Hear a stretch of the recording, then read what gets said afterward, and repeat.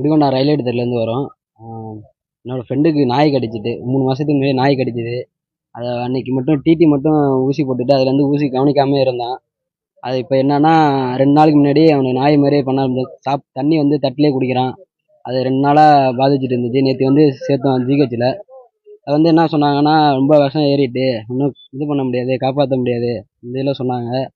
நாங்கள் நல்லா தான் இருப்பான் அப்படின்னு நினச்சோம். நேற்று நீ காலைல 9 மணி அளவில் இறந்துட்டான். இதுலேருந்து என்ன சொல்கிறோன்னா, நாங்கள் அனைவரும் வீட்டில் எல்லாத்தையும் சொல்லிவிடுங்க. ஏதாச்சும் நாய் கடிச்சிட்டுனா எதாக இருந்தாலும் வீட்டில் சொல்லிவிடுங்க. உடனடியாக ஆஸ்பத்திரியில் போய் இது பண்ணி ட்ரீட்மெண்ட் பண்ணுங்கள். ஒரு விழிப்புணர்வாக இது பண்ணுறேன். எங்கள் ஃப்ரெண்டுக்கான மாதிரி வேறு யாருக்கும் ஆகக்கூடாது, அதுக்காக தான். அவர் வீட்டில் தெருவிலே இருக்கும் போது அவர் காலில் கடிச்சிட்டு, வலதுபுறம் காலில் கடிச்சிது நாய். அதை கடிச்சிட்டு இருக்கும்போது வீட்டில் சும்மா கூலி வேலைக்கு தான் போயிட்டு இருப்பான். அவனுக்கு ஒரு 22 வயசு தான் ஆகுது. கூலி வேலைக்கு தான் போயிட்டு இருப்பான்.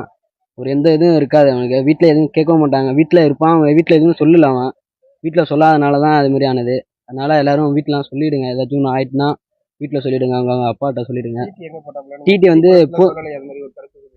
டிடி வந்து திருவாரூர் பூந்தோட்டம் ஆரம்ப சுகாதாரத்தில் வந்து டிடி போட்டாப்புல.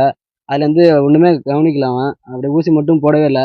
அன்றைக்கி ஒரே ஒரு நாள் கடிச்ச அன்றைக்கி மட்டும் ஊசி போட்டுனா அதுலேருந்து வர சொல்லியிருக்காங்க. ஆரம்ப சுகாதாரத்துலேருந்து வர சொல்லியிருக்காங்க.